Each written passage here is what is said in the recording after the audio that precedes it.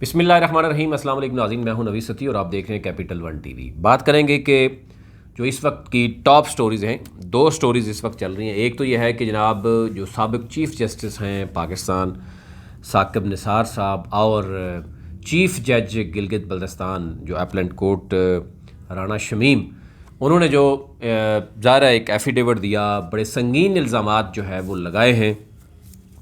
ना सिर्फ साबिक जो चीफ़ जस्टिस हैं उनके ऊपर लगे हैं, बल्कि बड़े बड़े इदारों के ऊपर भी सवाल जो है ना उन्होंने उठाए हैं। अब बहुत सी चीज़ें सामने आ गई हैं। एक तो यह है कि उनके जो साहबजादे हैं अहमद हसन राना, उन्होंने जो है वो जो इंटरव्यू दिया, इंटरव्यू देने के बाद वो बहुत ज़्यादा सच बोल गए और सच बोलने के बाद अब जो ज़राए बता रहे हैं कि बेटा और बाप में बड़ी शदीद किस्म की जो है वो कोई लड़ाई भी हुई है, कोई हंगामी सूरत इख्तियार हुई है, शिद्दत इख्तियार कर गई है, उनके इख्तलाफात की ख़बरें भी सामने आ रही हैं। और ये भी कहा जा रहा है कि उससे पहले भी अहमद हसन जो हैं उनके और उनके वालिद साहब के ताल्लुकात ठीक नहीं थे। और अहमद हसन जो एडवोकेट हैं वो उनकी वालदा की जो डेथ के बाद की सूरत हाल के बाद वो काफ़ी जो है वो मेंटली भी ठीक नहीं है, ये मुबैना तौर पर उनके बारे में कहा जा रहा है। और जो उन्होंने इंटरव्यूज़ दिए उससे आप अंदाज़ा कर सकते हैं कि वो जो गुफ्तगू कर रहे हैं तो शायद एक एवरेज लेवल का, मैं मैट्रिक लेवल का अगर बंदा कहूँ जिसके पास कोई 8-10 साल का तजर्बा हो, तो वो भी शायद वो बातें नहीं करेगा जो कि अहमद हसन एडवोकेट साहब ने की कर दी हैं और यूँ मुस्लिम लीग नून को मुश्किल में फंसा दिया है। यानी ये तो सबको पता था कि राना शमीम साहब he was very close to Nawaz Sharif और still he is very close Nawaz Sharif के बड़े, यानी आप इसी से अंदाज़ा कर सकते हैं कि सिंध के जो नून लीग की जो तंजीम थी लॉयर्स की, उसके वो वाइस प्रेसिडेंट रहे, मेमो गेट में उनके वकील रहे। फिर आपको पता है कि जरदारी साहब के हवाले से देखें तो उसमें भी उनके बड़े क्लोज थे। राना मकबूल साहब जब IG सिंध थे उस वक्त भी उन्होंने वो दी है, एफिडेविट दिया। तो ये तो मामला थे, लेकिन जो कुछ अहमद हसन एडवोकेट अहमद हसन राना साहब ने कर दिया है तो शायद राना शमीम साहब के लिए या जो जंग ग्रुप है, जंग जियो ग्रुप है, क्योंकि नवाज शरीफ साहब ने तो ये जो मुजरा बता रहे हैं कि जनाब वो डायरेक्टली मालकान के साथ वो राब्ते में हैं, तो आगे भी जो है वो जो अंसार अब्बासी साहब हैं उन्होंने वो कर दिया। और वो जब कोर्ट में चीज़ें सामने आई तो डेफिनेटली बहुत से सवाल उठ गए हैं। लेकिन ये ज़रा सुन लें कि उनके साहबजादे क्या कह रहे हैं। यानी उन्होंने स्टैंप लगा दी है कि ये वाकई ऐसा है कि आप अंदाज़ा करें कि राना शमीम साहब बड़े अच्छे से उर्दू पे रहे, पता नहीं उनको जाते जाते क्या हुआ कि उन्होंने ख़ुदकशी यानी अपनी जो कहेंगे कि अपने कैरियर में करने की कोशिश की है कि वो 6 नवंबर को उनके भाई की डेथ होती है। वो अमेरिका में मौजूद हैं और अमेरिका से डायरेक्ट पाकिस्तान आने की बजाय वो लंदन जाते हैं। लंदन में उसी ओथ कमिश्नर से अटेस्टेशन होती है जिसके पास नवाज शरीफ के पहले के बहुत से डॉक्यूमेंट्स अटेस्ट होते हैं और वहाँ से फिर वो पाकिस्तान आते हैं। और ये मामला उनसे पूछा गया कि जनाब अगर आप जज एक दूसरे जज के, यानी दोनों जजेस ऐसे हैं, एक सुप्रीम कोर्ट का है, एक चीफ जज है, तो अगर एक जज दूसरे जज पे इल्ज़ामात लगाता है तो डेफिनेटली वो इस्लाम, यानी आप आ जाएँ जुडिशल काउंसिल में चले जाएं, या प्लेटफॉर्म्स मौजूद हैं पाकिस्तान में, बड़े बड़े प्लेटफॉर्म मौजूद है। पहले भी आप देखें कि जो काजी फायज़ ईसा साहब का जो केस है वो जुडिशल उसमें था। तो यूँ यानी उन्होंने ये इख्तियार करने के बजाय नवाज शरीफ के पास जाना, वहाँ पर नवाज शरीफ के वही ओथ कमिश्नर के पास जाना, फिर नवाज शरीफ के ही से ही जो है वो खबर का लीक होना और एक मखसूस ही जो ग्रुप है जो कि पहले ही आपने देखा होगा कि बड़ा वाज़े तौर पर ये उनके बारे में चीज़ें हैं कि वो एंटी गवर्नमेंट जो है वो एक पूरा मीडिया है, उन्हीं के थ्रू ही खबर देना। तो डेफिनेटली ये उनके बेटे ने उस पर स्टैंप लगा दी। कैसे स्टैंप लगा दी ये ज़रा सुन लें, आपको अंदाज़ा हो जाएगा। पिछले साल गए थे मेरे ख्याल से कोविड से पहले नवाज शरीफ साहब वहीं थे तो मुलाकात हुई थी, इतना पता है आपको? मुलाकात हुई थी, वालिद साहब की हुई थी। यानी अहमद हसन साहब बता रहे हैं कि कोविड से पहले नवाज शरीफ की हुई थी। नवाज शरीफ डायरेक्ट राब्ते में है किसके साथ? राना शमीम के साथ। राना शमीम डायरेक्ट राब्ते में है नवाज शरीफ के साथ। और फिर अपना भी बता रहे हैं कि जनाब जेल में मैं भी गया था कुछ दोस्तों के साथ और फिर मुझे भी नवाज शरीफ साहब ने बड़े अच्छे तरीके से, बड़े खुलूस से वो मिले जब मैंने अपने वालिद साहब का बताया था। तो यूँ ये पूरी फैमिली जो है वो नवाज शरीफ के साथ राब्ते में, और वो कह रहे हैं कि वो दोस्त हैं नवाज शरीफ के, और ये उनके साहबजादे कह रहे हैं। तो पीछे तो कोई बात नहीं रहती। अब अंसार अब्बासी साहब जो स्टोरी दे रहे हैं या जो जजेस बात कर रहे हैं, लेकिन ये भी रियलिटी है कि गिलगित में वो जब गए तो उसका पूरा का पूरा रूट मैं पे आपके सामने रखूँगा कि गिलगित में वो किस दिन गए और किस किस शख्स की कहाँ कहाँ पे ड्यूटी थी, उनके साथ कौन था, टोटल कितने लोग थे। लेकिन फिर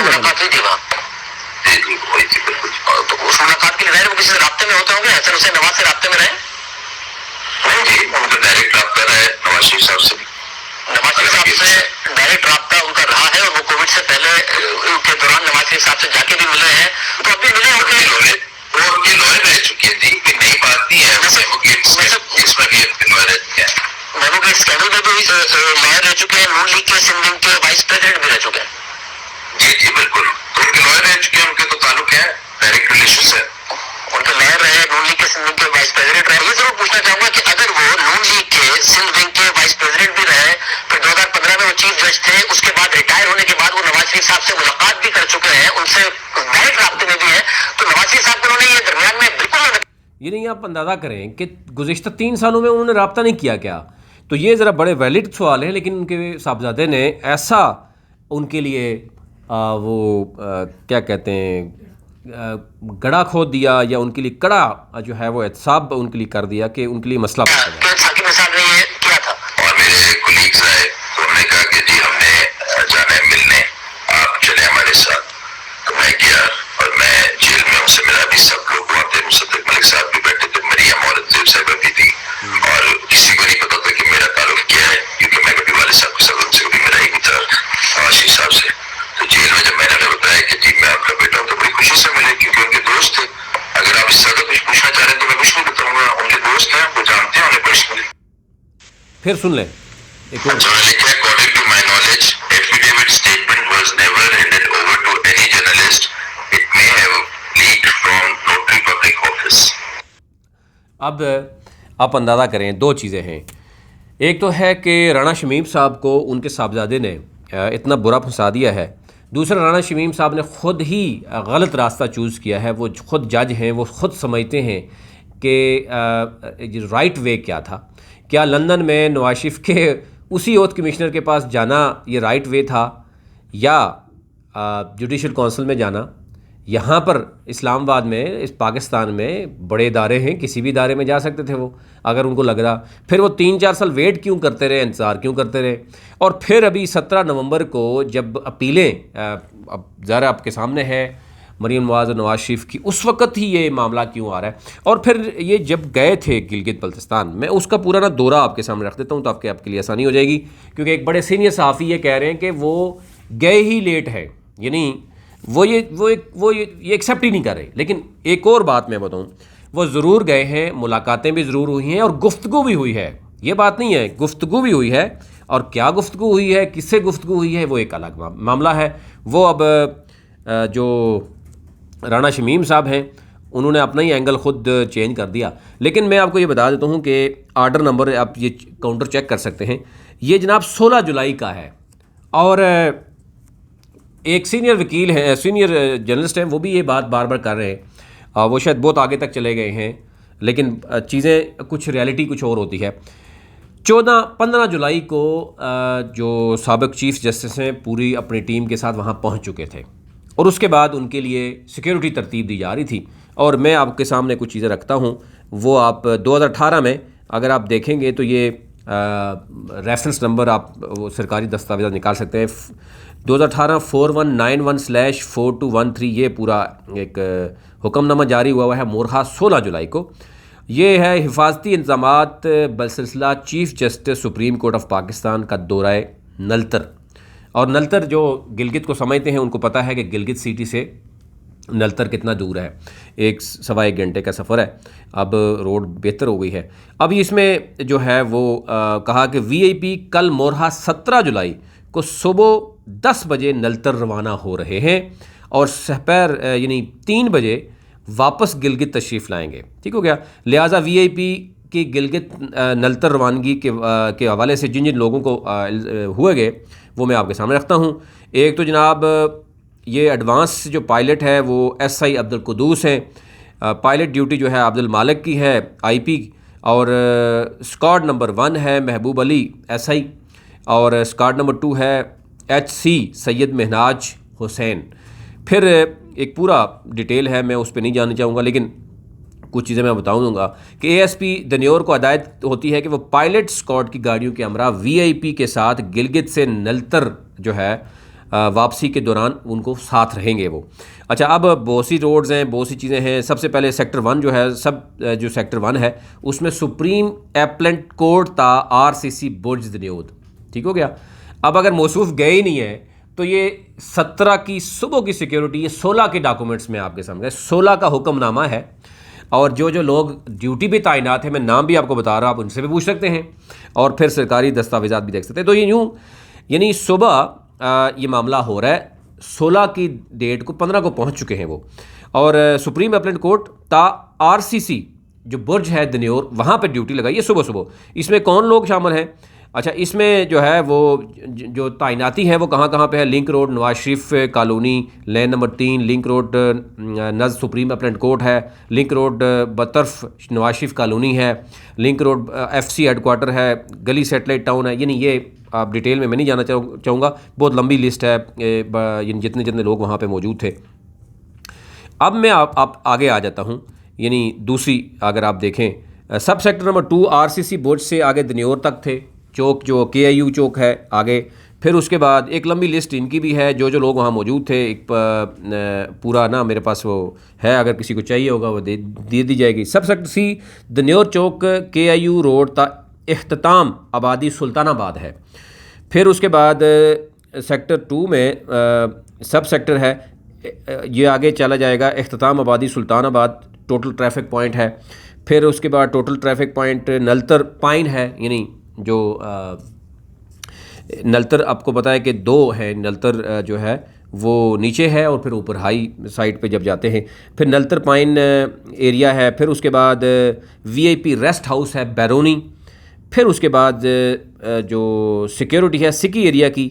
फिर उसके बाद night guard supreme appellate court, वो भी बाकायदा तौर पर तैनात किए गए। टाइमिंग लिखी हुई है, सारी चीज़ें हैं, ड्यूटी मजिस्ट्रेट हैं, सारे मतलब लोग मौजूद हैं, और ये एक पूरी लंबी मेरे पास से एक मौजूद है। तो यूँ जो लोग ये समझ रहे थे कि वो गए नहीं है या वो 17 को थे ही नहीं, 17 को तो सुबह यानी दिन को डिसाइड हो गया, ये तो बात उनकी गलत है। वो बिल्कुल गए हैं, 15 को गए हैं, 16 को उनकी मुलाकातें हुई हैं, और डेफिनेटली 17 को जो है वो जो भी गुफ्तगू हुई है वो हुई है। अब 2-3 तरह की चीज़ें जो सामने आई हैं। एक तो यह है कि कल जो आपने देखा होगा जो वहाँ पर इस्लामाबाद हाई कोर्ट में हुआ, अब उसके बाद हमने देखा कि राना शमीम साहब ख़ुद तो गए नहीं, उनके जो साहबजादे गए हैं। आज बताया जा रहा है कि उनके साहबजादे के हवाले से राना शमीम साहब को भी और बहुत से लोगों ने कहा कि उन्होंने तो जो है वो जो प्लानिंग थी मुस्लिम लीग नून की और राना शमीम की, उस पर पानी फेर दिया है सारा का सारा। यानी सब कुछ एक्सपोज हो गया। पहले तो हम ये देख रहे थे कि मुस्लिम लीग नून की प्रेस कॉन्फ्रेंस आ रही है, बहुत कुछ हो रहा है, ख़बरें आ रही है, लेकिन वो बहुत जल्दी यानी जो एक हाइप क्रिएट की गई थी वो बहुत जल्दी जो है ना उसका रुख ही तब्दील हो गया।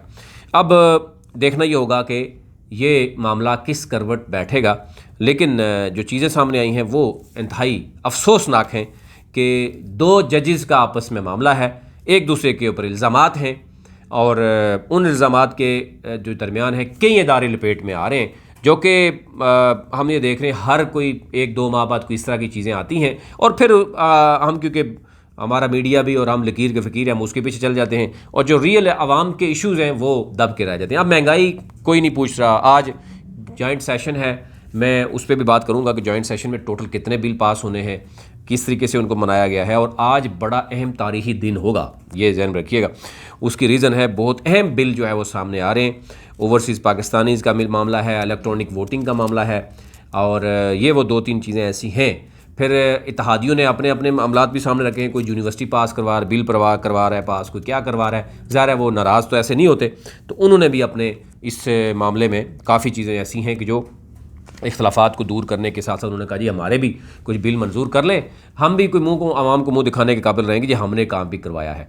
तो ये ओवरऑल सूरत हाल थी। राना शमीम साहब इस वक्त बुरे फंस चुके हैं और उनको फंसाने वाले उनके अपने साहबजादे हैं, और इसके साथ साथ नवाज शरीफ की जो लीगल टीम है, लीगल कानूनी टीम है, वो कहा जा रहा है कि उसके लिए जो है वो बड़े सवाल उठ गए हैं। और नून लीग के अंदर ही अब ज़ाहिर कुछ चीज़ें हैं, शहबाज शरीफ की जो टीम है वो भी समझ रही है कि ये बड़ा गलत खेल चुके हैं, और इस खेल का अंजाम क्या होगा बहुत बुरी तरह एक्सपोज हो गए हैं। शायद थोड़ा सा महंगाई की वजह से, बाकी मामलात की वजह से और कुछ नोटिफिकेशन की डिले की वजह से जो एक वैक्यूम क्रिएट हुआ था, वो जो उसको फिल करने के हवाले से कोशिश की गई कि वो गलत हो गया है, वो बहुत जल्दी और गलत खेल गए हैं वीडियो की गेमें। और अब कहा जा रहा है एक वीडियो भी आ रही है, अब वीडियो का भी इंतज़ार हो रहा है।